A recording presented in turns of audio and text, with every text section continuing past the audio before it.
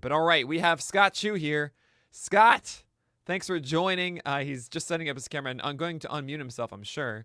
What? There you go. What? Hey, Scott. Good to see you, man. Hey, what is up? What is Oh, happening? is that your line? My bad. Yeah, no, that's fast. Fast as what is Oh up. I yeah. don't know what is happening. Oh, I'm the worst. Good. It's good to see you, man. If I wasn't such a shill for my own company and Pitcherless, I would say that you have the second best sweatshirt, but in other ways you have the best because that's a fantastic looking sweatshirt. I got to get the P like monogrammed, like on the chest. That's the key. Yeah, we got to have it like it's a varsity jacket or something, right? Yeah, I'll just get it stitching. just get it embroidered on every piece of clothing I have. People ask what it is, and I'll be very happy to tell them. We should honestly do that. That'd be kind of cool on the site. Oh yeah. But yeah, when you share your presentation, I can bring it up, and you can get going too. I mean, this is the kind of stuff that every single time I encounter it, especially because, hey guys, I play fantasy baseball more at 11, and I need to actually know things about hitters. Rolling charts is always something that I don't know. I feel like I don't take advantage of enough. I know you talked about this a little bit last year at PitchCon 2021. Bathtub Crazy, Toby Gavin, who's going to be here tomorrow morning, also hit on it last year. So there's going to be a little more research you guys can do. Get a tat. Honestly, I'm not even kidding. Gunkway, good to see you, by the way. I am not someone who will ever get a tattoo, but if I were forced to get one at some point, it probably would be the Pitcher List P. It just makes the most sense to me at this point. It's such a part of who I am. It would be that, or yeah, I mean, it could be maybe seams, but then I'd be like, no, you got to orient it this way because that's the four seam, right? I don't want to throw a sinker or something like that. All right, here we go. You ready? Oh, your chart will roll on. What a great start to this, Chu. Take it away. Yeah, I had to keep it from last year. It was too good. So yeah, I think what I want to do is I want to start. I mean, obviously, no, go back. Oh my gosh. Oh no, that was too far. What happened? Sorry, I'm not good at a lot of things, and this is one of them. Okay, here we go. Okay, so it's my chart will roll on. And really what I want to talk about is building better narratives with rolling charts. So much of what we do here in the off season is all about building narratives as to why players did the things they did. Why did they improve? Why did they get worse? Why did the results that happened happen? And what I want to do is just help everyone who's watching be able to use a new tool to get even better narratives than you may have been able to get before using the stats that were publicly available to you. So these are now publicly available in a couple places. I'll tell you how to get them. And what I want to start with is really just it's cheesy to start with a quote. I know, but just bear with me. It says to improve is to change. To be perfect is to change often. It's by Winston Churchill. And one thing that's really, really important and really is going to be the theme of this entire presentation is that, and it sounds so hokey in a way, but players are not one number. That one number at the end of the season is just not indicative of the journey, right? And you may think, well, I'm in Roto, so all that matters is the final number. And the reality is for most players, that's simply not true, right? Because we don't roster most players for a full season, right? A player can have a 300 batting average, but they were only on my team for 2 months. So I care about what these players' ups and downs look like. We're also always looking for, who's the next player I should add? Is this a player I should drop? I think rolling charts are really going to help you understand how this works and maybe give you a better sense of what is normal variation for a player. That's another thing you can get from these that I really want to talk about as we go through. But really, players are constantly changing. No one is good the same way every year. Not Juan Soto, not Mike Trout, not anybody. So these rolling charts really help us get a better visual on that. So I mean, it's all about narratives because we're storytellers. That's what people are. It's how our societies begin. Again, cheesy, I know, bear with me. But when we're trying to predict or understand the future, we do it by trying to explain the past. And despite our best efforts, we're not always very good at it. In fact, most of the time, we're pretty bad at it when it just comes to narratives. We're pretty good at projection models. We're pretty good at a lot of things, but narratives, we're really hit and miss on. So I want to talk about like the old way or the classic way of narrative building. And that was like, look at the stats, assume that's what they are. And what you'll see in front here is just a chart of a player's year ending, the end of year WOBA, like their full season's cumulative WOBA.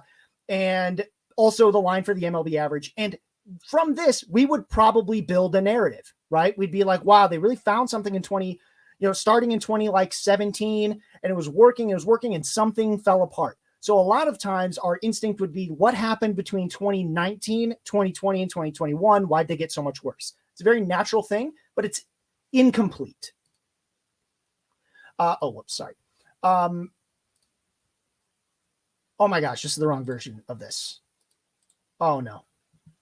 What happened? Sorry, I'll just get back there. So that was the way the narrative worked. There are all kinds of ways we'd be trying to do that. I'm so sorry that stuff's not right. Just give me 1 second. Let me find the image that I need, and I'll be right back to this. Oh my gosh, this is a lot of fun. All right, whatever. I'll use what I had from before. So I'll use someone from 2020 to talk about their stats. And what happened with a particular player is, I'll just pull it up live. Oh, whoops. Here we go. We've got a player like Mike Moustakas. I chose him because he didn't really do anything last year. So it's kind of still fun to speculate on what could happen. Let's go to his Fangraphs page. Oh my gosh. I'm going to go to his Fangraphs page. You're going to see this big change that happens 1 year, and it's in 2020, right? We see, well, actually really in 2020 and 2021, we see these strikeout rate spikes change. But really what I was looking at was, I was like, man, 2021, we see almost a 5-point jump, over 5 points, a jump in his strikeout rate.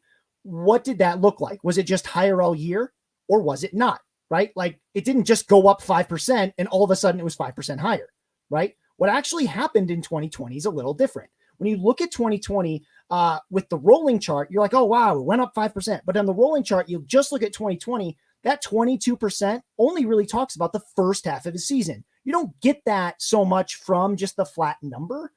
What you get is like from the flat number, you're just like, oh, it went up. But it didn't, right? It started up, then it went down. And like month by month breakdowns don't always give this to you in a really good way.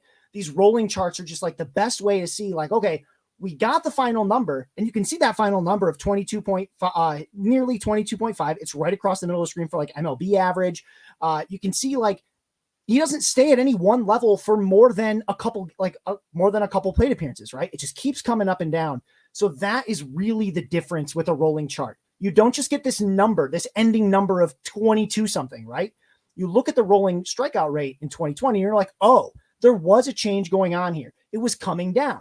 So much more information than any single number on a Fangraphs page can tell you. Even though those numbers are awesome, they can't give you a full story like this. So it's really, anytime you're looking at a player who had like a weird spike in a number, you're trying to understand something, that's where this is so much better for narrative building. Because the narrative with the full season numbers was strikeout rate is up. And that's all we had. But what we didn't see was, is he adjusting to it? Did it start good? Like, did it start as a good strikeout rate and end as a bad one? Because if this chart went the other way, I think we'd all have a very different feeling about this final strikeout rate, right? I was less concerned about it coming into 2021, because the strikeout rate was going down, right? Had it been going the other way, it would have been a much bigger red flag. It changed my feeling about that number entirely. Now, it didn't work out quite so much with Mike Moustakas, but at least I was using a data-based approach to figure out do I think he will continue to have a higher strikeout rate? He did, and there's more research to do there, but simply seeing that higher strikeout rate in 2020 was not enough information to really come to that conclusion, right?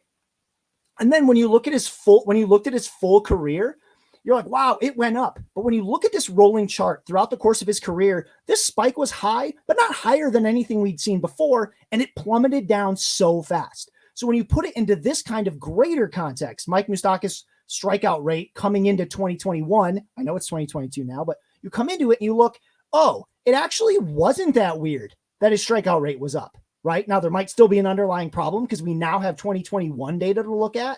And I'll actually pull that up in a second just because I think it'd be fun to do. But this also gives you context, because before it looked like, wow, his strikeout rate is really stable.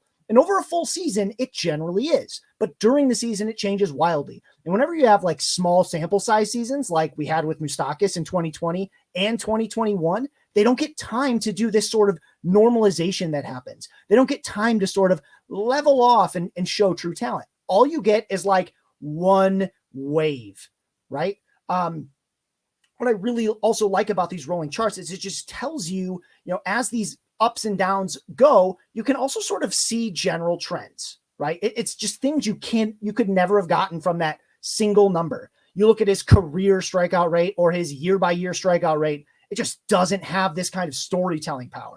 And that's why I really want to just hope that all of you, if nothing else, by the time all of this is done, just think to yourself, like, I should look at one of these to make sure I really understand what's going on, because I have a narrative and I want to see if it matches like what the rolling charts would tell me, right? So, like I said, it wasn't this constant rate. Full season numbers just can't tell you the whole story. We need the details, especially because if you think about the way we play fantasy baseball, we don't just look at our final, we're not just looking at a player's full season numbers all the time. We're constantly looking at smaller samples to understand what's going on right now. Are they doing what I need right now? And one new way you can do that is using these rolling charts to see, okay, they're down, but is this like a slump that's normal for this player? Or is this a slump that's much worse than they've had before? Or is this a normal bump in production because players are always coming up and down? Or is this a thing has changed, right? Because we always want to feel like they must have done something to change. Like they must be a new type of hitter, but often they're making changes, but they're not changing the type of hitter they are, right? We know this all the time because there's constantly little micro adjustments players do all year. Rolling charts help you get a good idea of like normal range of outcomes for a player at any given moment, and then what the spikes up and down can look like. So whenever we talk about that player's consistent, those rolling charts should be pretty tight, as opposed to someone who maybe has a ton of big spikes and then drops. Those would be the players that we consider not so consistent. I'll talk more about that as we kind of keep going.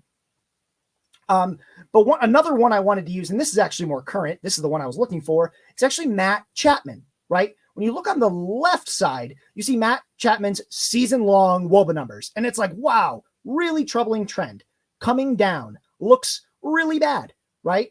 And I'm not saying it's been good, right? He obviously had some struggles last season, but when you look on the right, that 25-game rolling WOBA from that same time period, this is not nearly as worrisome to me as the chart on the left, because the chart on the left just looks like he's getting worse. And yes, the overall numbers are coming down, but it's not happening the way that this chart sort of makes you think that it's happening. It's not steady like that. Like, as you can see in 2021, for Fangraphs, and I'll talk more about this in a little, Fangraphs give you the reference line of what his final number was for WOBA. Matt Chapman's season-long WOBA will be on there. Actually, that one might be Major League average, but either way, oh yeah, it's his average for his full career. You see where that number is, and you see that he only crosses it every once in a while. He's not a 345 something WOBA player all the time. In fact, he only is for certain moments, right? And I know that's sort of a simple thing to think about, but it's important to just keep this in context, because so often in the offseason, it's so easy to just summarize a player based on those previous season numbers and not look at these journeys. For example, when you look at that chart on the right, something you can't do with the chart on the left, look at the chart on the right. Look, those spikes are getting higher throughout the season, right? Yes, the lows keep going back to the same basement, but those highs keep getting higher. If you can see my little cursor here, yes, he struggled, but he made it, and then it came down. He makes an adjustment, it comes back up. Pitchers adjust, he comes back down. He makes some adjustments, comes back up to a new height for 2021, right? I like seeing those steady builds. I wish these falls weren't also getting deeper, but there's, we don't know what's going to keep happening, but it sort of looks like he might have started addressing this by the end of the season, and that low won't be as low, right? Look at all that narrative we can get out of just that one season of stats that we couldn't get from the final number. Again, I know I'm just beating this to death, but I can't stress enough how much more valuable that chart on the right is compared to the chart on the left. That chart on the left is nothing, right? It compared to the one on the right, it just doesn't tell us much. So that's why I'm spending all this time in these presentations trying to really just drill in to everyone's head about rolling charts, right? And the thing I do want to say about them, as much as I love them, as much as I quote them every minute that I can, as much as I show them to every person that will look at them, they're not predictive. They're just really, really, really descriptive, right? You don't want these charts to make you think like, oh, they're on an upward trajectory. They're going to keep going on one, right? Because if you look at the chart, you know that that's not what happens. They come up and down. So what they tell you is, how did that number come to be? Okay, so they finished with 300 average. How, right? Was it front loaded? Was it like this huge spike in the middle of the year that impacted the whole number? Was it pretty steady all season? You can't get that from the number. You're probably not going to remember it super well from the season, but the rolling charts will refresh your memory in a way that no single stat will ever be able to do for you. So you're probably wondering now, Scott, these are so amazing. How do I do it? How do I find a rolling chart? How do I make a rolling chart, right? First, I'm going to tell you that I don't know how to make one on my own, but I can tell you 2 places where you can make them using another service, right? So the first one I'll do is StatCast, right? So StatCast is one place you can go. And it's really cool because they give you expected stats. Like this is Fernando Tatis Jr. and his rolling expected WOBA, which is unreal, right? That red line is MLB average. He hasn't been that since 2019. He's been significantly above. And there's so many great things in this rolling chart that I love to see. I love to see that over time, those little drops in production just become shorter and they stop sooner, right? His whole, he had this his rookie year, and sometimes, dreadfully, he was league average. And then he keeps taking steps to grow, right? Like these upswings keep getting like fatter, right? And the low swings keep getting shorter and they don't go as far down. That's just like the best thing you can see. And then in 2021, what do we see? We're starting to see where the player might settle in, which is a ridiculous level, right? Something above a 400 WOBA or something. But we saw him like maintain numbers in there for so long. Yes, the final season number was also great, and this reinforces that. But this tells you that like this wasn't some front-loaded spike thing. He was just this good all the time, and you can really validate that using the stat. The way you'd actually go to make these, I'll show you really quick. Actually, you won't be able to see it. But if you just go to StatCast, you look up a player, you type in like Fernando Tatis Jr., StatCast, go to the page. If you look in the middle of the page, there's an option to pick breakdowns. You click breakdowns, it gives you the charts. I'll do a little example later on when I've completed the presentation for anyone who wants to see exactly how to do it. But they are available there for every player with a bunch of stats. You can even change the sample. So right now it's looking at what was his WOBA for his previous 100 plate appearances. You can change that to 50, 25, 10, 100. We'll talk a little more about why you might make those changes later, but you can absolutely do all those things. So it's very customizable, but it is limited in in certain ways. For example, they only give you a very limited stat menu and you can only look at one stat at a time, right? So that's what makes it somewhat limited. Fangraphs, on the other hand, who I love, are really cool. They give you tons of stats. They'll let you do multiple stats with multiple axes if you really want to. Like these are all just percents, but I could have put batting average on here. I could have put, any kind of stat I really wanted, I could have put here, right? So what's really cool about what Fangraphs has is a ton of stats. They don't give you the expected stuff in the rolling averages, but you can use these and you can look at them in all kinds of ways. And you can see how some of these things came together. For example, if you look in 2021, there's a point where pitchers stop throwing him balls in the zone, right? Right here. They stopped doing it. And what's worrisome to me, this isn't going to change how I feel about him. What's worrisome to me is like he kept chasing them and he didn't walk as much. And I really would have liked to see that go the other way, right? As they pitch him more stuff out of the zone, he just takes more walks, takes what they give him, but he didn't. That's okay. But what we did end up seeing his strikeout rate get corrected and be fine. And I'm nitpicking on a player who's obviously amazing, but still, it's really cool to see these stats play together and watch players sort of change as they go. There's going to be a couple examples later where you really get to see how this all happens and try to get an idea of, is this something that's sustainable, right? So really cool to do on Fangraphs. I'll also show you how to do that at the end, but it's pretty easy if you click on the graphs tool. So you go on their page, there's a part where you can called graphs. You click graphs and it gives you the season long numbers sort of by default. But if you just do it by days or games, it will give you rolling averages instead. So the default is 15 games. That's a fine sample size, but you can use whatever sample size you think is most appropriate for your particular stats that you're looking at, right? So really what I want to do for the whole second half of this presentation is just look at a bunch of these rolling charts and just see how they work and what they can tell us, right? Like I know I just read that to you, but that's all we really want to know. I just really want to impress upon you that these charts are really versatile. They're really informative, and they're going to help you understand what's happening with certain hitters, right? It's going to help you understand trends with hitters, and it's going to help you understand archetypes. So with the very first, I know I've already talked about him a bit, but it's why I put him first. It's signs of growth, and it's Fernando Tatis Jr. It's all those things I was talking about. We see him sustaining highs, finding new highs, right? Like especially early in his career, he keeps coming up. That's awesome. And then he keeps going up, and that's awesome. And then he stays up there. That looks to me like a player who has grown and is really settling into this league, right? Which is absolutely amazing stuff. That's what I want to see. And Fernando Tatis is giving me exactly that. If you remember, actually, early in his career, there was a lot of people who felt like he was obviously going to be a star, but they felt that his numbers were being driven up by like his BABIP, and he had this huge gap between his expected WOBA and real WOBA, and this huge gap between his expected batting average and his actual batting average. And it wasn't because he was super lucky as much as it was he had been lucky in the first half of the season, and then he got better, right? If you look at the end of his first season, he makes this huge spike.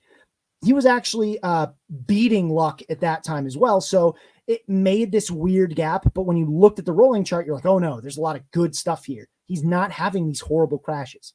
So those are signs of growth. I love looking for players who have really, I call them fat spikes, right? I really like these mountains that are really wide, because that means he's having, like, he's on these hot streaks, but it's more than just that, because he's adjusting while he goes, right? He might come down a little, but there he is again, coming right back up. And when he does come down, he's stopping sooner, right? He's really leveling that out. That's very like Juan Soto of him in a way. So that's the kind of stuff you love to see from a player. This is the perfect example, not just because the numbers are so big, but because they keep coming up. He's not finding new lows by too much, right? He ends the season on, as bad as he's been in 2021. Oh my gosh. But it wasn't, bad, right? Still better than league average. Stupid thing. Sorry. One thing that I'm having a hard time with is I don't have my second monitor. I have to use it for work because we all work from home now. So I'm struggling to live without it. But okay. So I also want to talk about things with like zooming out, right? And when I say zooming out, I mean just looking at bigger pictures and looking at more than just the one season, right? So what we're looking at here is a player. This was their rookie season. They played in 2020, so they played just about the full season. And when you look at their WOBA, their rolling WOBA, it's really troublesome, right? It keeps dropping. It starts out really good and just keeps dropping and keeps dropping and keeps dropping till it gets to a point where it's essentially not useful for fantasy, right? Like once you start getting close to 300, unless you're stealing a ton of bases, which this player doesn't, it's going to be really hard to drive value. And when you only look at this 1 year, it looks really, really, really troubling. And it was really troubling coming into 2021, right? But we actually get to see what happens after that. And one of the most important things is whenever you see these sort of like straight line trajectories, like, wow, she's coming down. The question is what's going to happen next, right? So when we look at 2021, this was going to be a really telling season for utility man Jake Cronenworth. And what we see are, number one, something I didn't expect, which is these big spikes. We think of him as this like contact heavy guy who is really consistent. He actually has some bigger spikes than I ever thought he did. But what we also see is he approaches that high a couple times that he had in his first season, which means that that is something that's in his wheelhouse. That's something he can achieve again, right? Because he's done it a couple times now. We know he can spike to that. What I really want to see is, can he fix this sort of bottoming out problem, right? So you see some of these really low dips in the WOBA. And what I'm looking for in Jake Cronenworth as the season goes is obviously, how does he limit the amount of times he spends on the low end? All players slump, but how quickly do they get out of the slump and where do they go from there is really important. And what I see in Jake Cronenworth is a young player who's able to adjust quite quickly, right? He's able to make these really quick adjustments and they may not last forever, but they're starting to last longer. Look at the width, like look at the distance sort of between these going up and then coming down. They're getting bigger, right? That's what I want to see. They're getting higher and they're getting bigger. So this one was just the up and then down. He found something, then pitchers changed. Ugh, didn't go good. And it happened again, came down, but he stopped it earlier. And then this up, kind of just, he starts like leveling out a little. He drops down again, spikes up, and now I want to see what happens next, right? What's the next step going to be? But these are good signs. They're not ideal like we saw with Tatis, but they are good signs, right? These upswings are lasting longer, right? The highs are are going back to that peak we saw before and sometimes even higher, right? That's what I want to see. He's not, obviously he's not a one-hit wonder. And he's also someone who, if he just stables out a little bit more, man, that's going to be great. And he can get that with just more experience, seeing how pitchers pitch him when he's hot, when he's cold, when, our pitchers, what kind of breaking balls do they use and what counts? He gets to learn that over time. And that's one of the reasons that he can really adjust how his trajectory goes and why these upswings can last longer and longer, because he's got more time and he's getting more coaching from major league coaches, right? That's a really important thing. And it's something I want to see if players are able to adapt to that.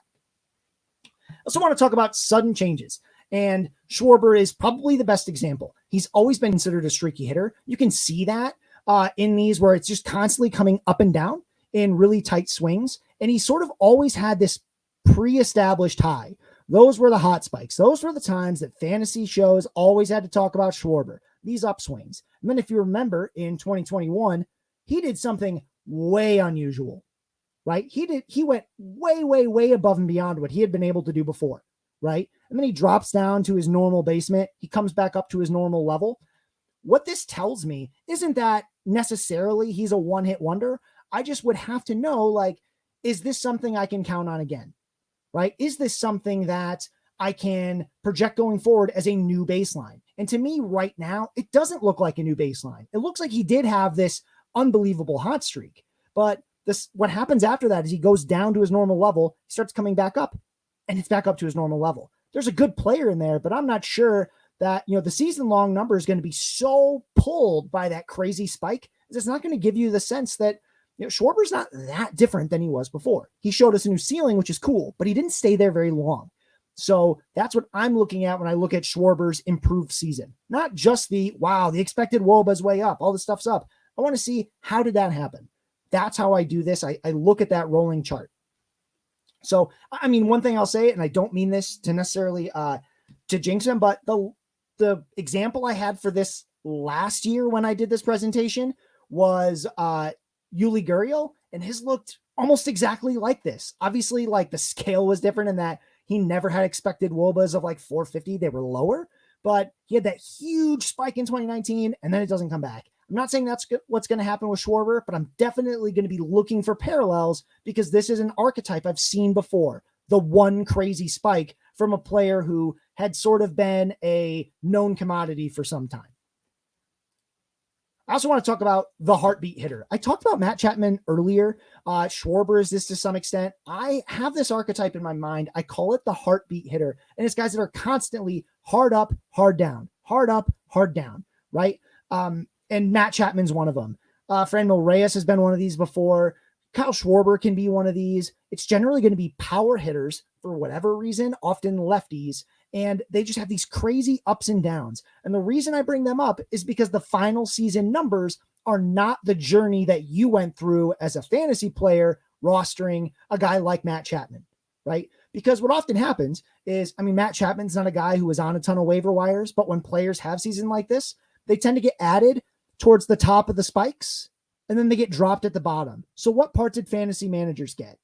Fantasy managers got the downswing, and then they cut them before another upswing happens. So when a player is sort of like a heartbeat hitter, you have to sort of make that call. Is this something I'm willing to sit through? Am I willing to go through these ups and downs to get that final season number? Or is this something I'm not willing to do? It's not a good strategy for me. It's not how I like to manage teams. So I'm not going to target this player. And we all have predispositions towards the types of players we like to roster. Problem is, we're often using our own anecdotal knowledge to predict whether this player is that type of player. And we can actually use rolling charts to tell us, is this a player who is always up and down. They'll show you really quickly, right? That's what this one's doing. It's showing us from 2019 to 2021, Matt Chapman has been really up and down.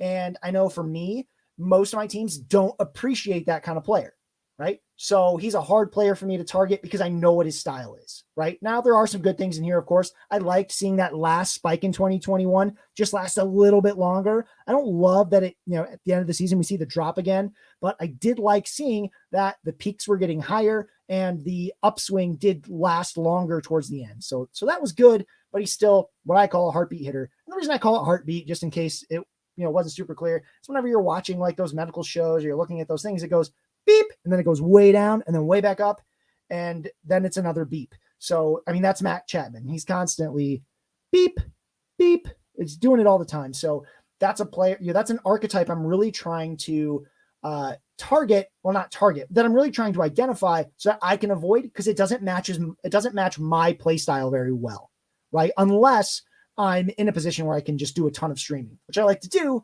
but it's something I have to be aware of. And ultimately, the final quote of the slideshow, I'm still going to go through bringing up some more charts, but the final quote of the slideshow is just that some things only are what they are because they constantly change.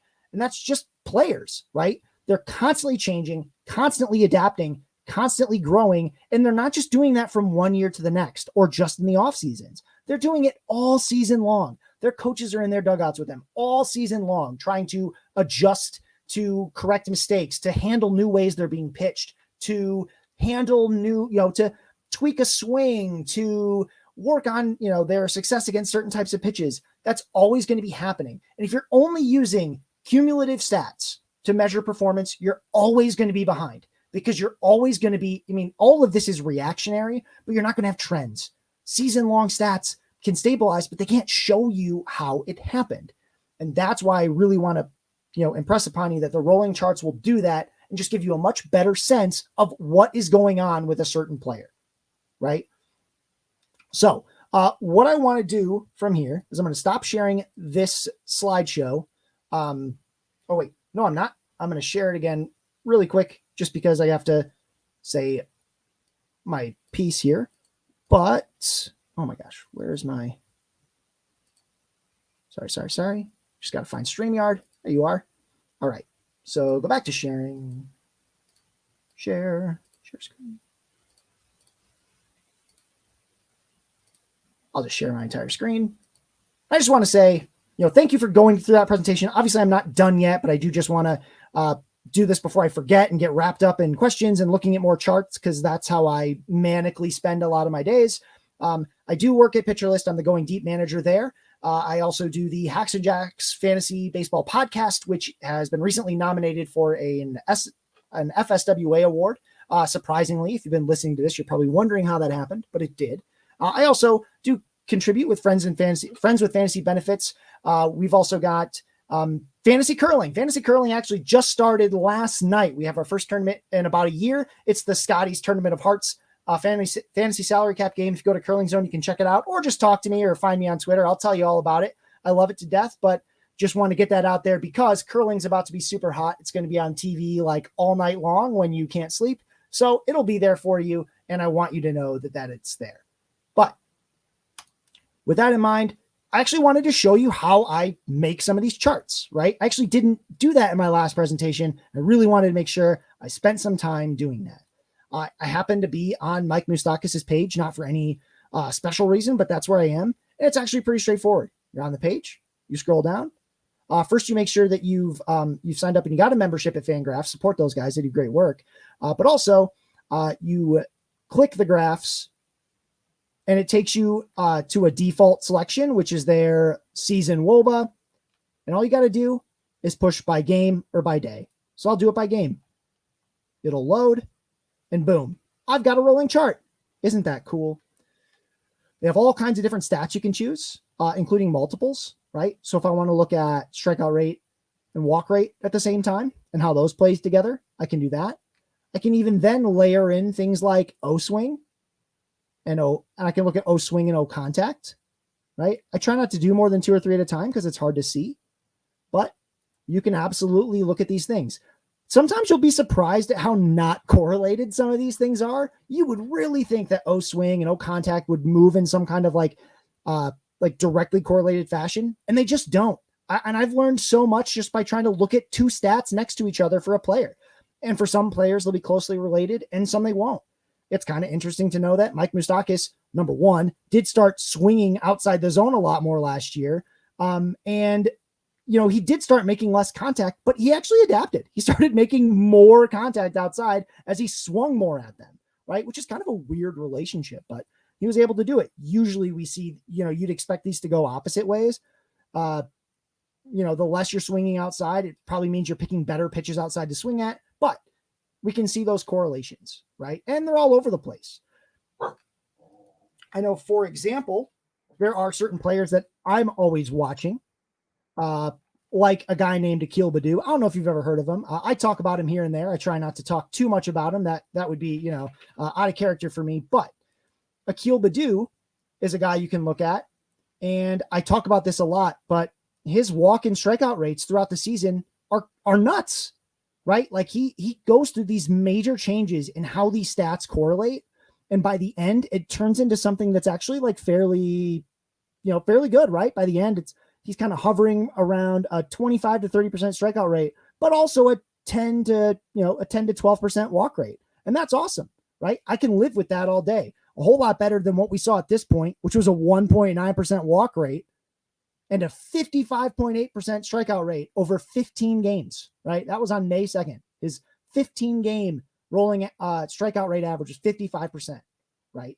He goes from this to almost immediately to this. Look, the lines crossed. That's wild. Like, if you want to know why I love Akil Baddoo so much, the story is in these rolling charts.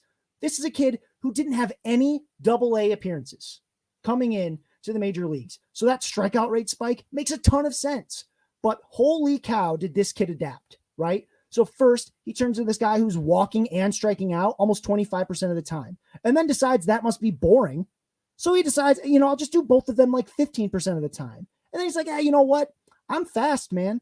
Like, and they're giving me stuff in the zone. I'm going to try to, hit it. I'm going to become a more sort of average profile, right? Like an average walk rate, maybe slightly above average, and a slightly above average strikeout rate. And that's another thing I can live with. But just seeing that journey, those final numbers don't tell you any of this. You don't see that growth, and that a player can grow like this in their first season in the major leagues with no AA experience tells me that he's probably extremely coachable, tells me that he's the type of player who can continue to grow and adapt, right?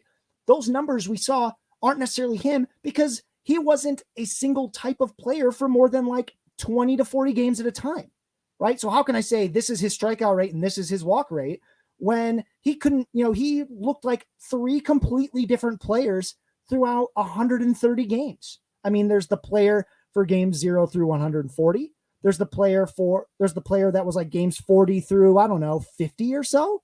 And then there's the final player, right? And does that final player, is that the one that's going to be around forever? Maybe. Or does he change again, right? Those are the things I'm looking for. I'm not just looking at rolling averages and these rolling charts to find like a hidden gem in a draft. I'm also just trying to understand, okay, I really like this player. I really think he can grow. And when I'm watching him early in the season, what am I looking for? What are the things I want to see him doing or not doing? Rolling charts can help me do that, right? Because what I don't want to see is the gap between the strikeout and walk rate get any higher, at least not for very long. So I'm going to be watching this all next season to see what happens. I mean, obviously, I'd love to see that sort of Joey Votto-like player that was in the middle, but there's a reason I'm not hoping he just does that, because if I show you his weighted runs created plus, it was actually at its highest early in the season, but it was here, right? He has this really high weighted run created plus when he's walking more. It comes down towards the end of the season. And if I want to add even more layers, and the one I really want to look at is ISO. So as he starts walking, that's the one that really, like, as he's walking more, that ISO really kind of comes down a bit. And then it starts coming back up when he swings more. Of course, it comes down again later, and there's reasons for that. But that's a new thing I can research as well. I'm like, okay, why did the power go away, right?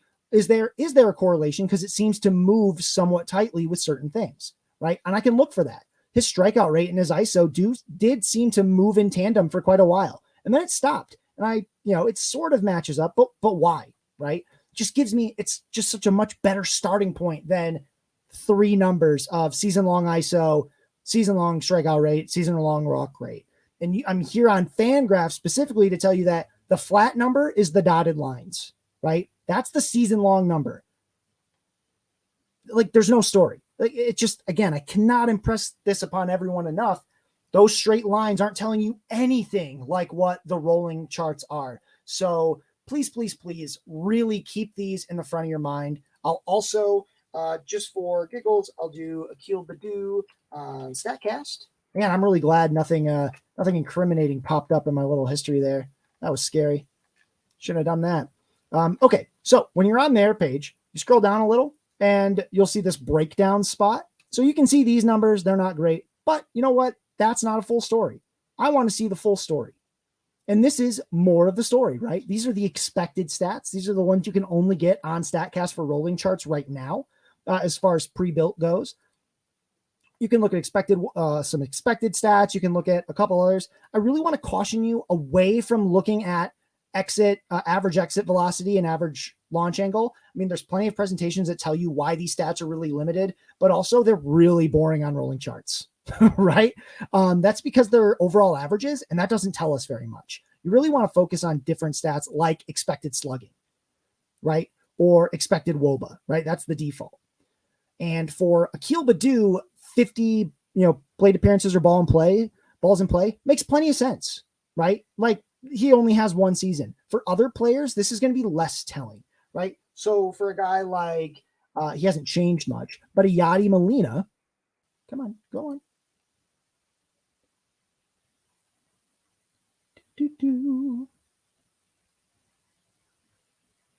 Or not. But yeah, but players like with longer track records, those things are going to look really noisy, right? So if I had shrunk this too much to like 10, it's just like so much noise. It's really hard to follow. So by using these, you can sort of find the line that is as textured as you want it to be, right? They really start to smooth out the more you do, and they give you a better idea of longer term. Oh, here we go. Here's Yachty. They give you a better idea of longer term trends that you just can't get from looking at year over year numbers, right? So with Yachty, we kind of get everything from 2015 on, and this is really noisy.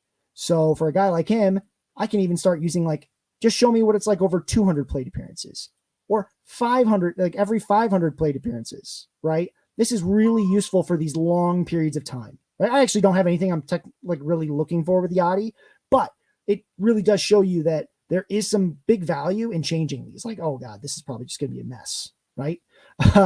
That's what you can do. Really think about the stat you're trying to use and how many, don't just use like a stabilization point, but try to use enough of a sample that it means something. The cool thing about rolling charts is that they're baking sample size right into the stat. So you don't have to try to be like, oh, it's a small sample. Well, the whole thing's a small sample, right? Like they're all 50, these are just a bunch of 200 plate appearance samples. That's what I like to see.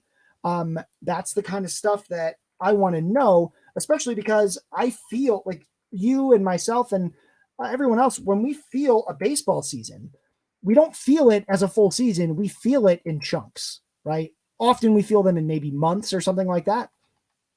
And it's weird for us to always be looking at these static numbers and be like, oh, that tells me everything I need. Or even these, right? Like this is Juan Soto. You know that because these are all red. And these are really cool. They're also kind of repetitive and just don't tell a narrative, right? They say that Juan Soto hits the ball really well.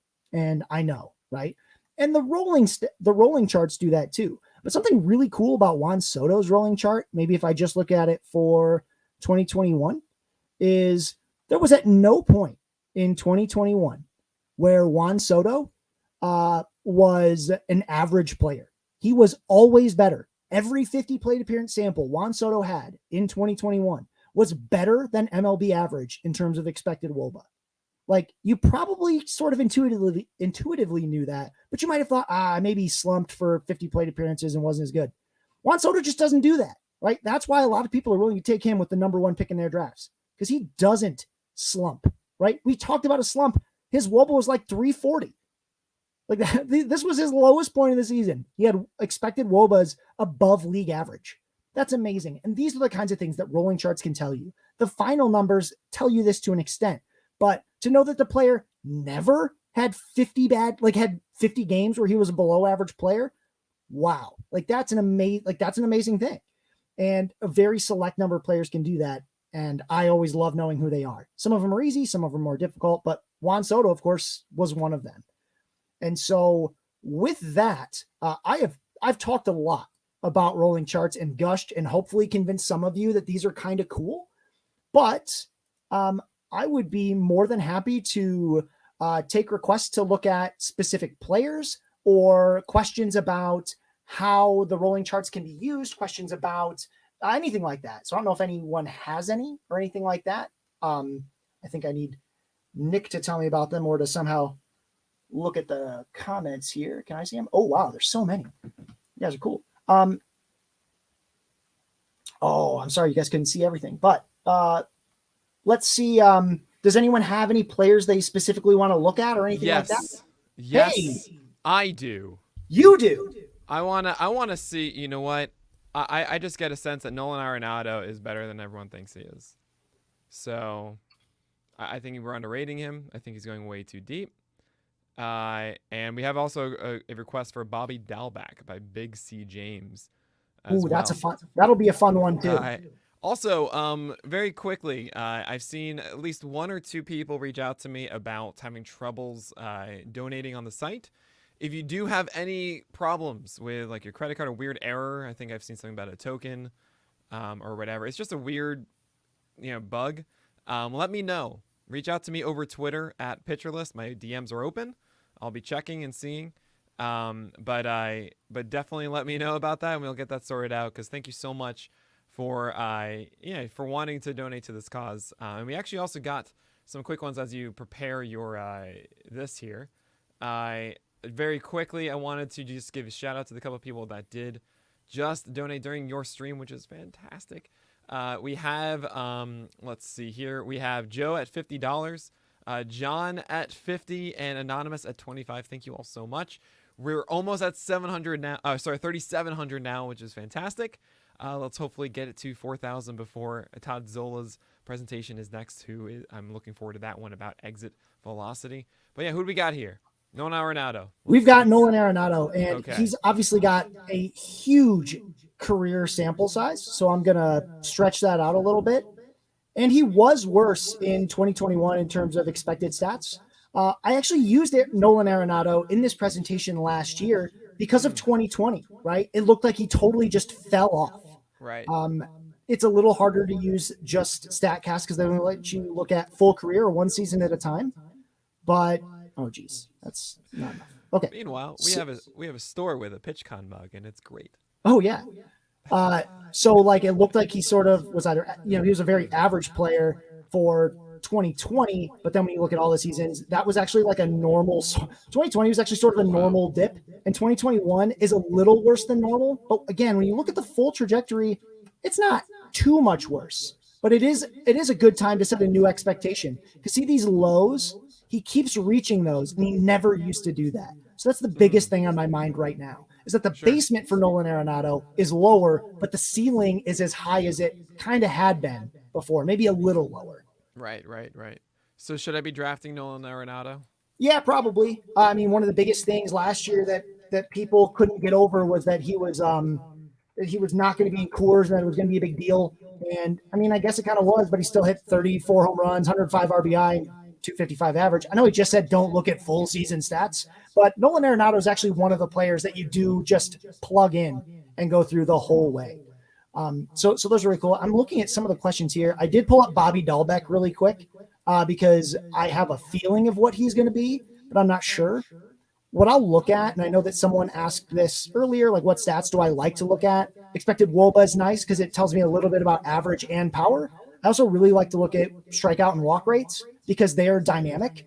And I love what I liked seeing here was definitely a change, right? So when you look at Bobby Dalbec's strikeout rates, they were obviously very high, but he did make this effort and he brings them down significantly. They start climbing back up. I really want to see what is the next high point before it comes down again? When does he have a new spike in strikeout rate, and how high does it go? How long does it last? Because before they lasted really long times, which was hard, right? It is hard to roster a fantasy player from May 29th to June 19th when he's striking out 40 to 50% the whole time. Yeah. So that's what I want to see from a player like Dalbec. And I think a lot of these players that people have pulled up are really interesting, like a Jesus Sanchez. You'll see a lot of this kind of thing happen. And what's going to be frustrating is they're going to leave you wanting more, right? Yeah, they're going to of leave course. you like, what's the next thing? Tell me what happens next. That's why I love them. And it's also how I try to prepare for the next season, is thinking about, do I think that they can continue this trajectory of finding new career bests in these stats, or staying within the ranges that I want them to stay in?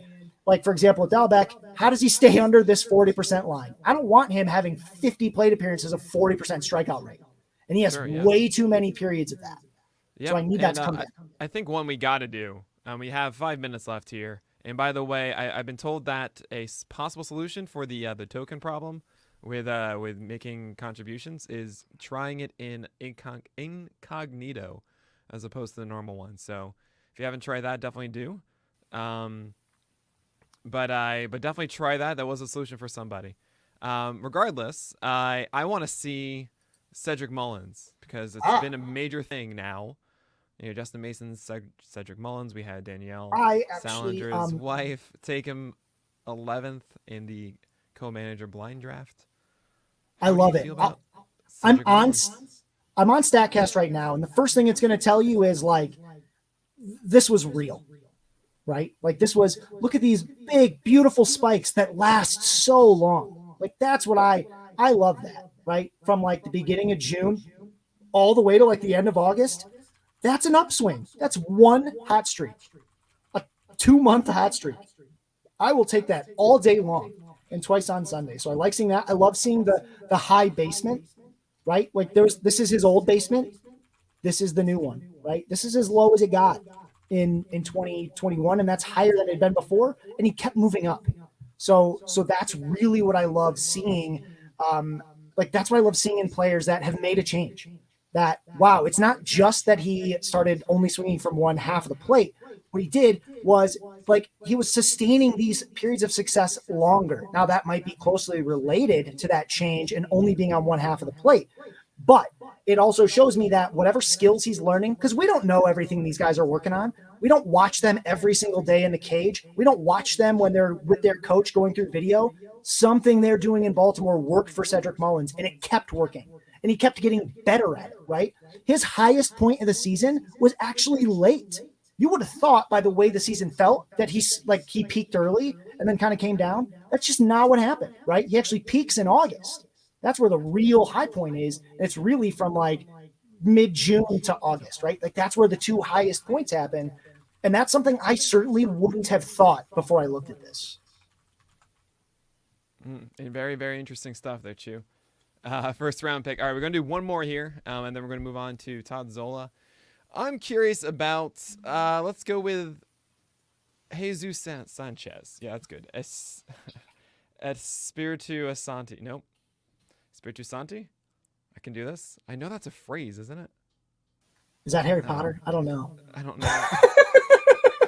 It's Latin or Harry Potter. I don't know. I'm in that weird period of the day where I've had lunch, but I haven't had my coffee yet. So I'm like full speed and then stop, and then full speed and stop. Yeah, so at Spirit Sutante, nope.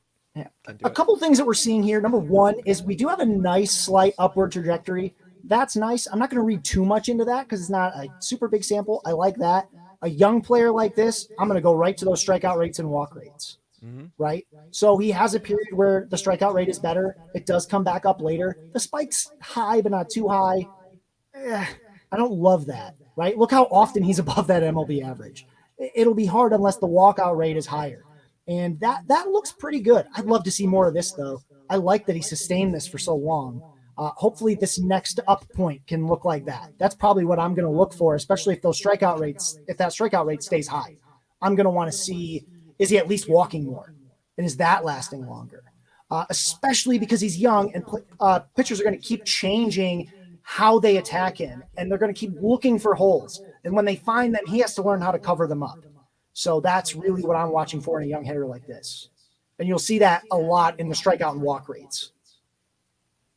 There we go. All right. Scott Chu, everybody. Thank you so much for being a part of this. And you're going to be seeing and hearing more of Scott Chu this year, as Scott will be one of the 3 members of the First Pitch podcast. That's this right. year. You're all so very lucky to have an FSWA award nominated podcaster as part of the First Pitch podcast now. So we're all very lucky to have you, Scott. Thank you so much for being a part of this. Yeah, of course. Thank you so much for listening to me rant about rolling charts. Anyone who I couldn't get to, feel free to reach out to me. I love talking about these so much. And also, go and look at it on your own. This is a great way to kill some time looking at these charts and seeing what players are doing. I think you'll find it just a new way to look at players.